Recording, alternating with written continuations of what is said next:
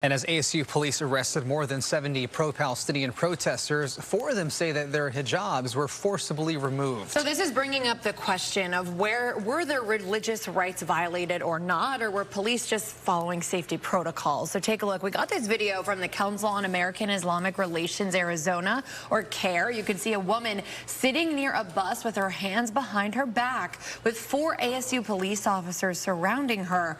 A volunteer board member for CAIR Arizona, who is also an attorney, says the officers are seen forcibly removing her hijab and did the same to 3 other ASU students. Here's a closer look at that video.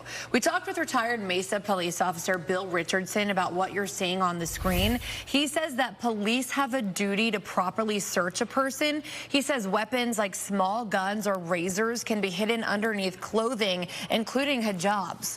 Richardson explains the only time that a court order is needed to search a person is if it's a cavity search. He says this is part of a legal procedure to protect the officer and the general public. I don't see that as a violation of anything. And had the officers, not done their job, then they would be in trouble. Had somebody they arrested had a gun hidden under a hijab and they pulled it out and started firing, and an innocent person is shot and a police officer is shot because the officer was afraid to search them because they were wearing a hijab. Now where are we?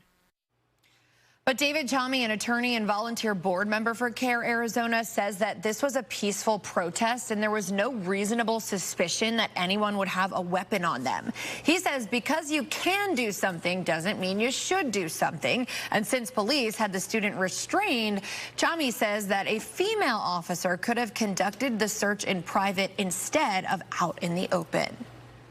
It was very clear from the beginning that law enforcement was determined to crush the protests, to prevent these students and citizens from exercising their First Amendment rights.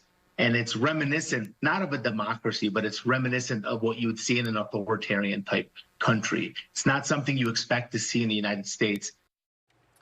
In a statement, CAIR AZ executive director said, quote, "The First Amendment guarantees the free practice of religion. Police cannot suspend this right. We condemn the reported actions of ASU police and call for a full investigation," end quote. We did reach out to ASU and we were told that this matter is now under review.